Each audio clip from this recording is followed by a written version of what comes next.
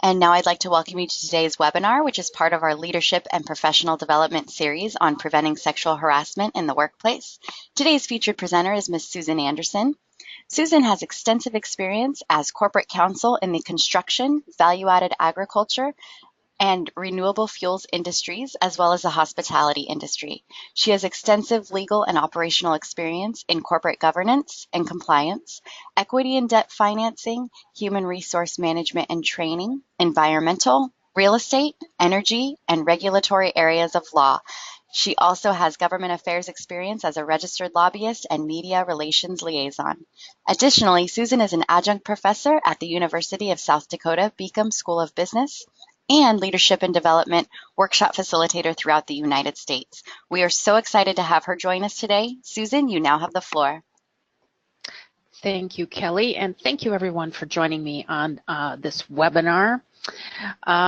Preventing sexual harassment in the workplace. It seems that, our media is full of it. With social media activism, with the hashtag #MeToo, it has started a view that people are not going to stand for it anymore.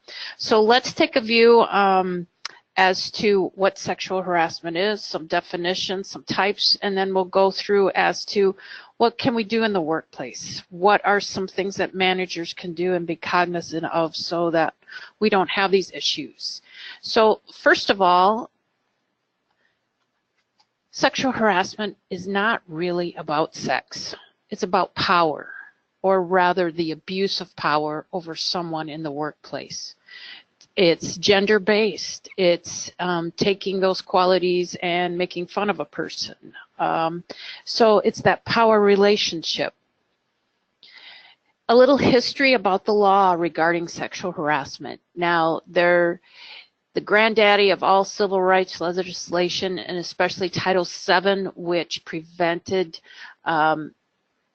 employment harassment, started with the Title VII of Civil Rights Act of 1964, and through the years it's been amended. In 1980, the EEOC issued guidelines, regulatory rules, regulations stating that sexual harassment in the workplace is a form of sexual discrimination and is prohibited by Title VII. Also, our Supreme Court, through several important cases, has held that sexual harassment law, and has further enhanced the Title VII sexual harassment issues, holding that sexual harassment occurs when there are unwelcome sexual advances, requests for sexual favors, or other verbal or physical conduct of a sexual nature, of a gender relational nature, that creates a hostile or abusive work environment. It makes people feel uncomfortable. They don't want to work. They're not putting out their best work effort. They're afraid. They're annoyed. All states also have additional laws prohibiting sexual discrimination in the workplace. So what is sexual harassment? Now, I know we've heard a lot of these definitions. There are two types. The first type is, quite blatant. We know about these issues. It's quid pro quo, meaning a tit for a tat. You do this for me, I will give you this favor. We see a lot of that with allegations with the top leader of CBS lately, and they're investigating whether these actual allegations have happened or not to go on and further do extra discipline. But it's unwelcome sexual advances, requests for sexual favors, other verbal or physical conduct of a sexual nature, when submission to or rejection of is used as a basis for employment decisions. So this type of sexual harassment is easy to spot. It's very much strict liability on the employer, in that when a supervisor engages in this type of quid pro quo harassment, there's no pass and go, there's no collecting $200. You are liable as an employer. And it is a power position. A person with a supervisory or managerial authority engages in that, requires that the alleged harasser have authority to grant or withhold job benefits like promotions, raises, continued employment, new opportunities, and they hold that for those favors that they're seeking. So you see it's a power issue. The next type of sexual harassment is not so easy to identify. It's more fuzzy, it's a gray area, and it's called hostile work environment. Hostile work environment is an environment that is sexually intimidating, it's offensive, it's unwelcome, verbal or physical conduct that is so pervasive that it makes work difficult, makes people not want to, they're afraid to be around the person, they're constantly harassed, it's uncomfortable, it makes a team not work together well. And it's the issue of whether comments or conduct are severe enough to create a work environment that a reasonable person, that a reasonable workmate would find hostile or abusive. Comments and conduct must be unwelcome to the victim.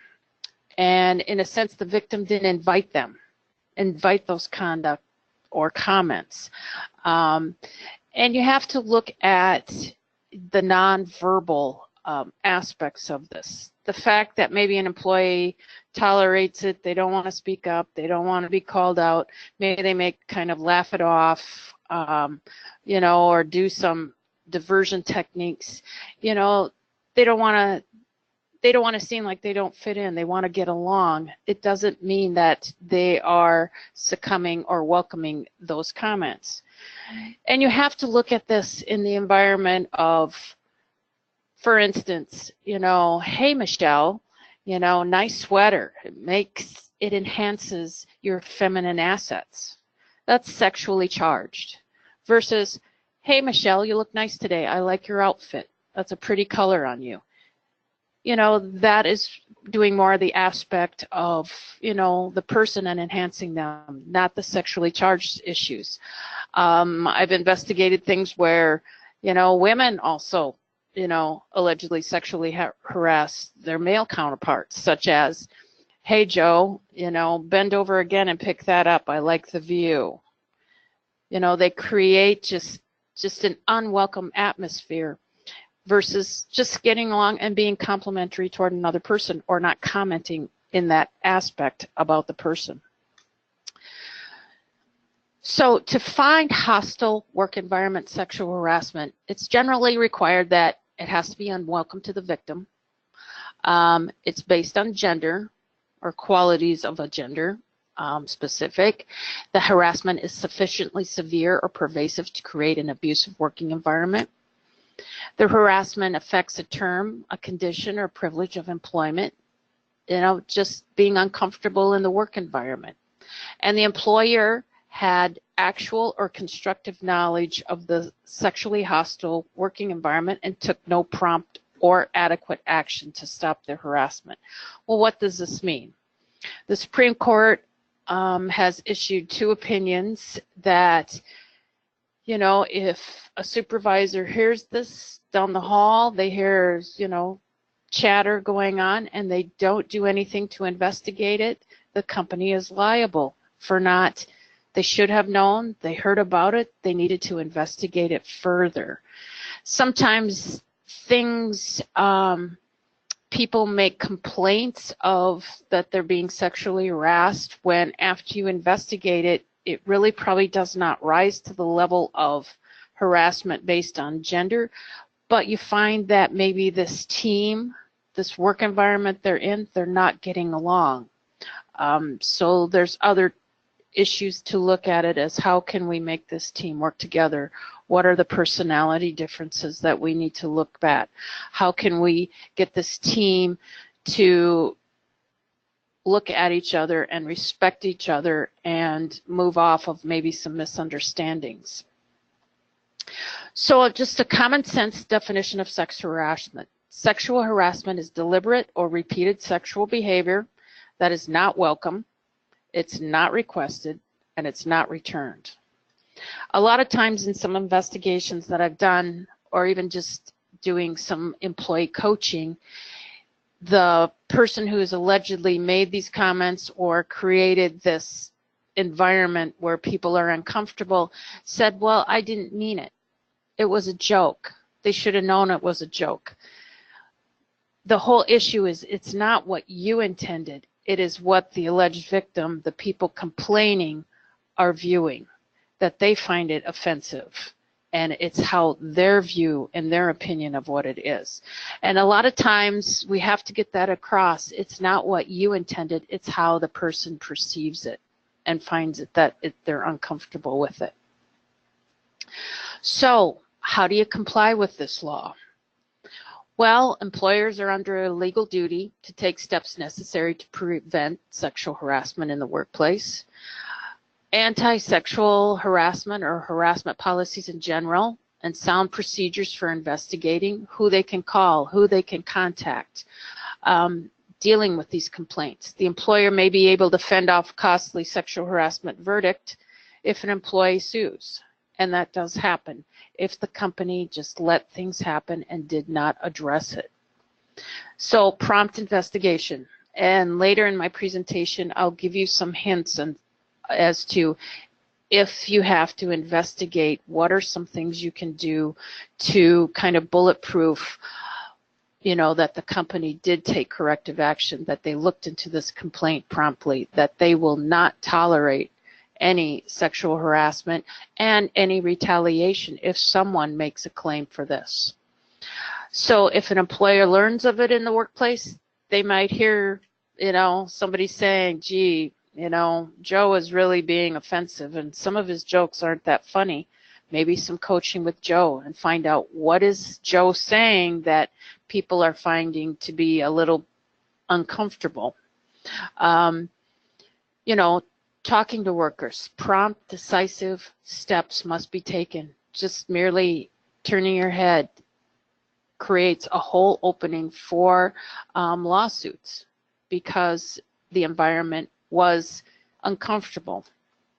So an employer also required to take corrective action if employees are being sexually harassed, having uncomfortable comments, areas of people who come into the workplace, clients, patients, customers, suppliers, delivery people. For instance, a lot of times I've had people call me about, well, some of our delivery trucks, and they make kind of some comments to our female people who are working on the docks. How do we handle this? You need to talk to those suppliers, so that, and tell them we don't accept this kind of environment. A lot of times, sometimes you will get in, I investigated a situation where the actual manager of kind of a bowling alley, and they had a bar area connected to it. Some bowlers came in and they were being quite vocal and boisterous to the wait staff, who happened to be female. The manager could see that was creating an uncomfortable environment for his wait staff. So what did he do? He went over and he started to handle that group, and he put the female wait staff in a different area. But he also compensated them for the tips that they may have lost from that large group. So he took action, okay? And he let those people know, hey, this is not the environment for this. Other considerations for management. It should stop from top management down that zero tolerance for any sexual harassment and retaliation toward the alleged victim is occurring. And all employees should understand that it's simply not tolerated.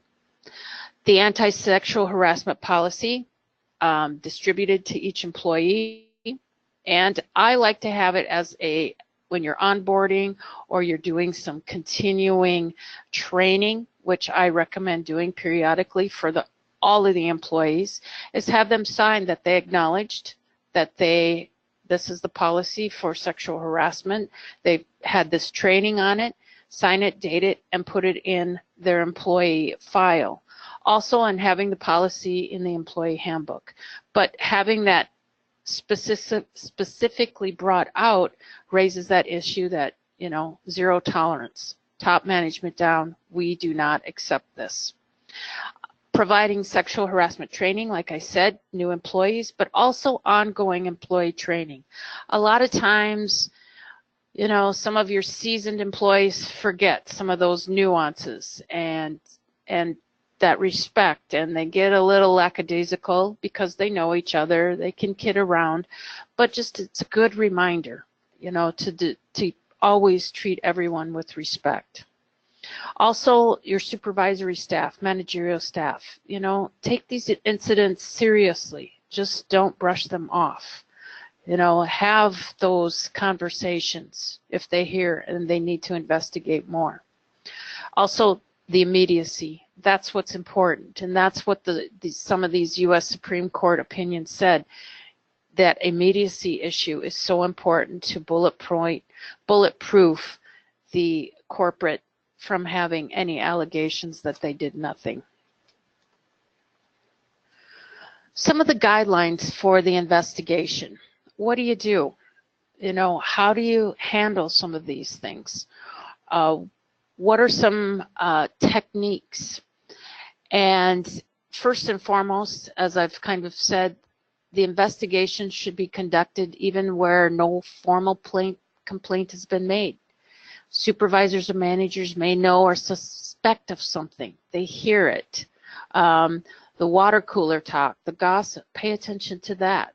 That's kind of telling of what your environment of your workplace is about.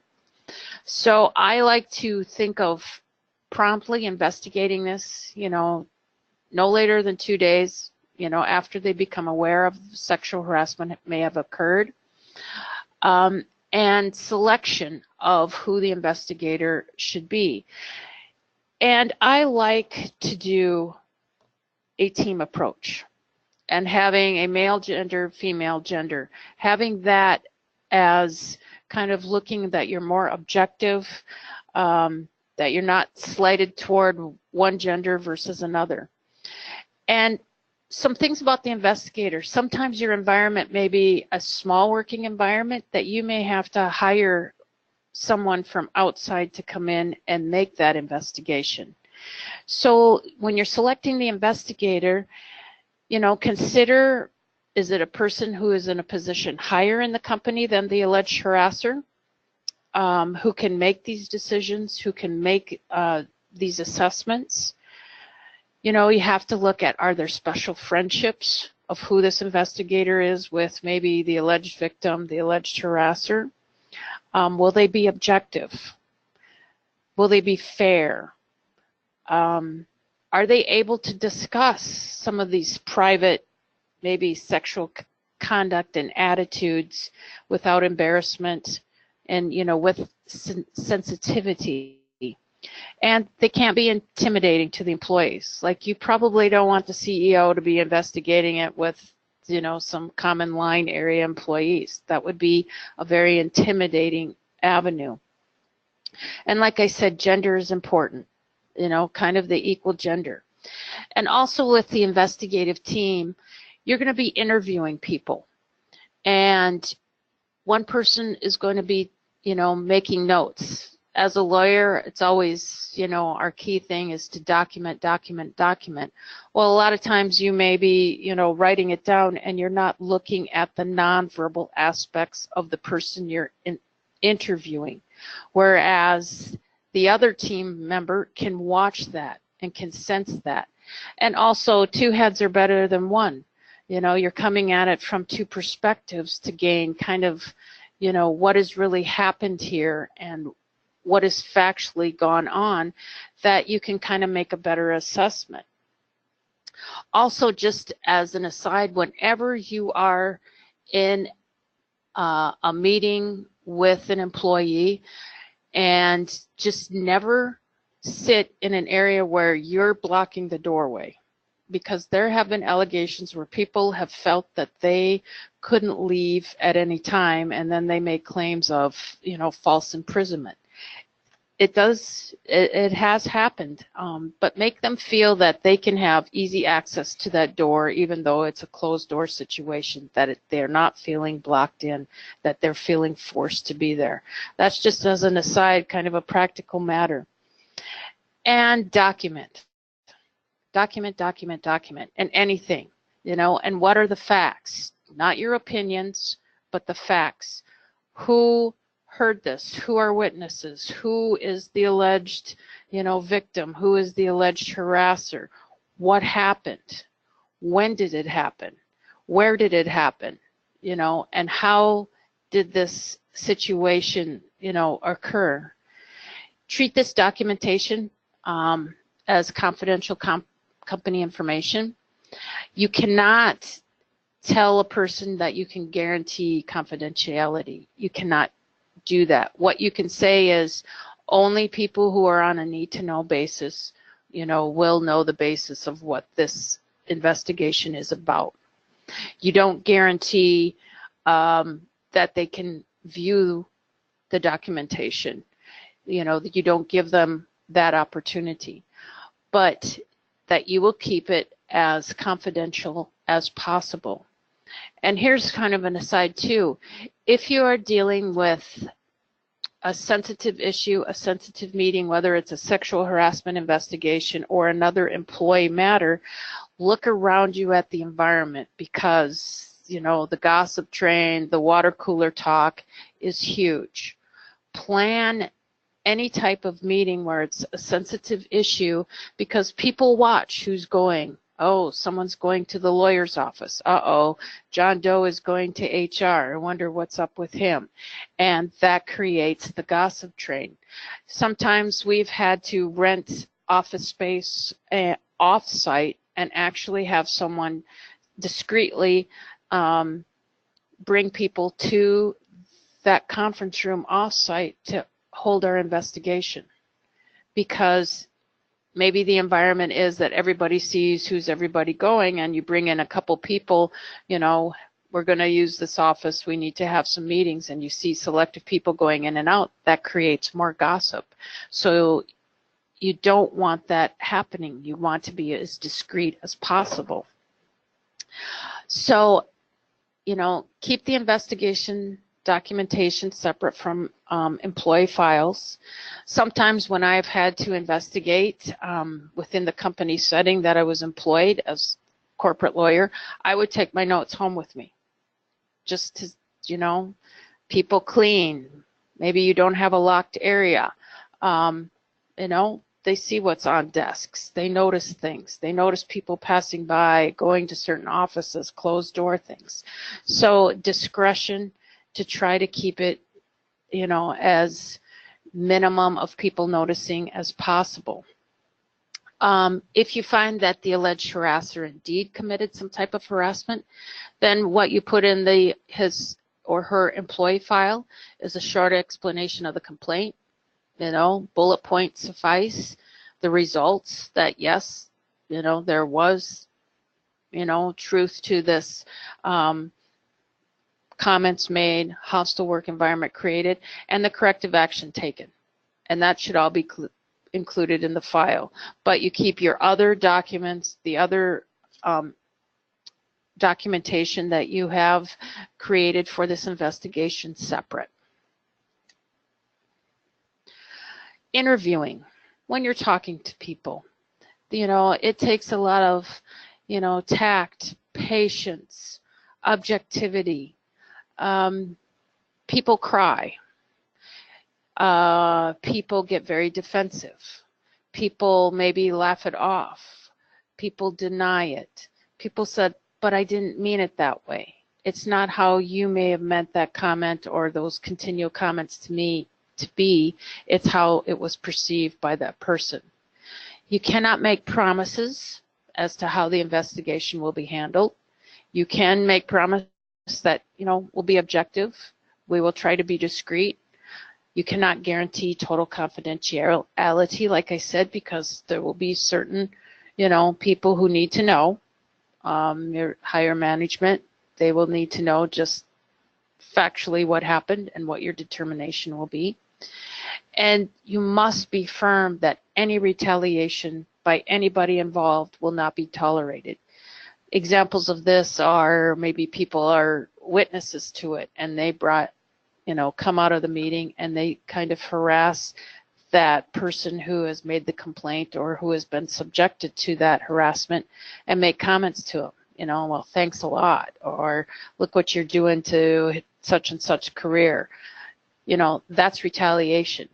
And you cannot tolerate retaliation from either of the parties that are involved. So that is very important. Also, in your investigations, don't use explosive or emotionally laden terms like, there's been an allegation of sexual harassment or sexual abuse. Use your questioning as to, we've heard about this incident, or there have been comments made at kind of this time frame, but be very open and general in your description. And usually, especially with witnesses, they're forthright. They'd be like, yeah, this has been going on. Bob and Jane have been doing that, but, it's harmless. Or, yeah, they just don't get along. Or, we haven't been getting along as a team for a while. And you'll get a lot of information as to, is it really a harassment issue, or is it just people not getting along as well? That does not give a rise to the sexual harassment issue. But don't ask yes or no questions. Be very general. And also, observe. If you have time before you actually are able to start investigating this, if you can be discreet and observe how they get along in the workplace, can you see, that there is tension, that there's not, or is there a good common bond? That'll be telling too. It's kind of that nonverbal of how, the workday is progressing. Also, after you've completed your investigation, perhaps you can kind of watch to see, are they getting along better?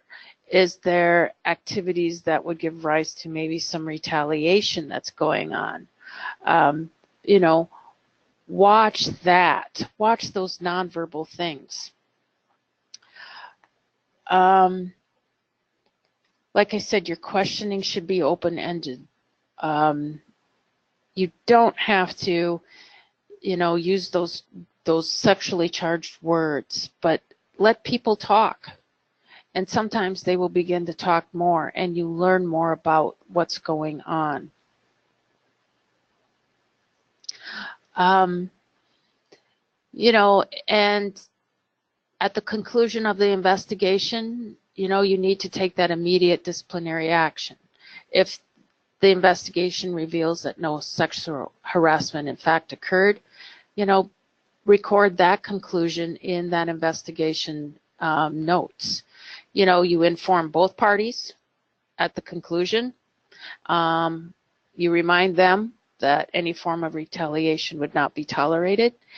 And also you remind them, no matter what the outcome of the investigation was, the investigator needs to keep an eye on kind of what's going on. Like I've said, just looking at the demeanor of the parties. And sometimes you have to look at the severity, like what kind of discipline are we going to give to the person who in fact, has made this environment unwelcome. And maybe it's, you can say it includes up to and including termination. It depends on what the situation gives rise to. And you can tell the victim as to, disciplinary action has occurred, and you don't have to tell them what exactly it was that happened, but just we take these actions seriously, and this is what our conclusion was. And you don't have to be specific. Sometimes the person who is the alleged victim will not want this to proceed further, or they didn't actually make it known to management of the complaint, and they're just like, man, I just want to get along. I don't want this to happen. It was just a misunderstanding. you have to still remind them that the company does not tolerate this type of activity. You want to continue further just doing some investigation to make sure, in fact, that this isn't an unwelcome environment, that we don't have quid pro quo sexual harassment going on. We want people to get along in our work environment, that we want things to happen and people to enjoy each other. And because we are spending most of our time, our waking life, in a work environment with other people. And that also I get questions on, well, what about dating? You know, is dating okay, or is that viewed as sexual harassment? Well, you know, it depends. You know, like I said, most of our waking hours are spent in the workplace. Where are we going to meet people that we might want to enjoy a friendship with or something else? It's okay to ask a person out on a date. If they say no, then leave it at that. If they continue to keep asking and asking and asking, that may give rise to making that person feel uncomfortable. They're saying no, but the alleged harasser is not taking that as no, leave me alone, let's move on, let's just be co-workers together. So, you know, it's that line that we want to be friends. We want to do things in and out of the work environment, but it just can't be in a sexually demeaning and a power situation. I've investigated situations that just didn't give rise to sexual harassment.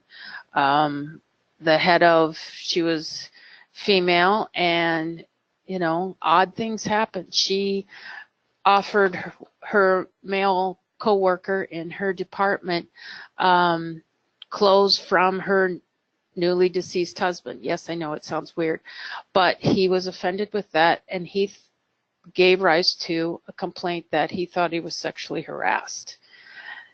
You know, we found out after interviewing the department that the personalities weren't getting along. They needed just, you know, some other training, team building, some review of getting along with each other. I've had issues where it's blatantly a CEO comes in. We have administrative person putting things away and was on her hands and knees because of the cabinetry was, you know, low. And he comes in and he says, yes, I tell my wife that's how I like my women, on their hands and knees. You know, blatant sexual harassment. Gets reported, we do the investigation, and the victim, she's like, I just want an apology and not to have this happen again.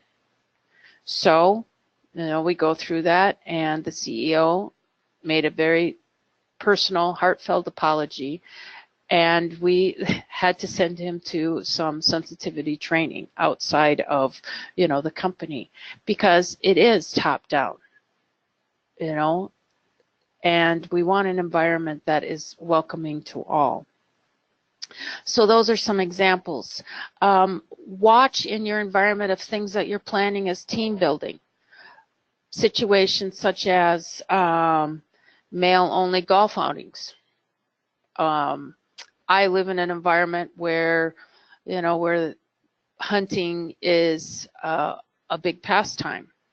There have been situations in companies that I've actually worked for where it was the male managers all went on, you know, a pheasant hunting excursion, and the females of the same management or even higher management level were left to plan the event and not partake in the event. And, you know, that just creates that hostile work environment, that gender difference. Tickets to events. You know, look at it, is it just a, you know, one gender specific thing that only one gender tends to like that more versus the other? Look at events that everybody, you know, would enjoy. I've even investigated things where, yes, they've had meetings, and as part of the entertainment, you know, strippers were brought in. You know, those are those blatant things that just, you know, It's not the old boy network anymore.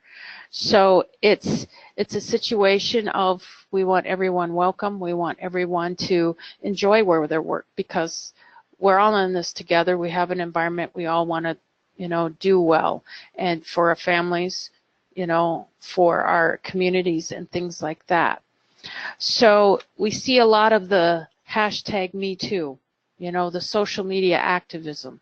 Just today, we've seen some of the primaries in our elections. Right now, we have a record of women who have won their primary elections in races. Also, we had our first transgender person win the primary in Vermont for governor. So we are looking more at the issues that the person believes and stands up for versus the gender identity of that person and whether we like them or not. So we are coming a long way in our country, and that is good. So with that, I guess I could turn it to Kelly to see if, we have any questions and, anything you would like to ask. Thank you so much, Susan. If you guys have any questions, feel free to type those in now. We will remain on the line for the next few minutes and answer any questions you may have on the topic. I also want to encourage you all to contact your local New Horizons for further information on all of our Center for Leadership and Development courses. We offer you complimentary webinars such as the one you just viewed. So if you visit our website at newhorizons.com, you can do a zip code search to find the center nearest you. You can also view all of our courses under our Center for Leadership and Development and all of our upcoming complimentary webinars. Also, a quick reminder, this session is being recorded and I will send you all the recording link later today to review the session as well as a PDF of the PowerPoint presentation. Well, Susan, it looks like we don't have any questions. I think you covered so much, and I just want to thank you again for your time and joining us and speaking on behalf of New Horizons today. Well, thank you, Kelly, and thank you everyone who has been on this seminar. I look forward to, hearing from you more, and I hope you have a wonderful day and enjoy each other. Thank you. Thank you, Susan, and thanks again, everyone. You may now log off. That will end today's session. Have a great day, everyone. Take care.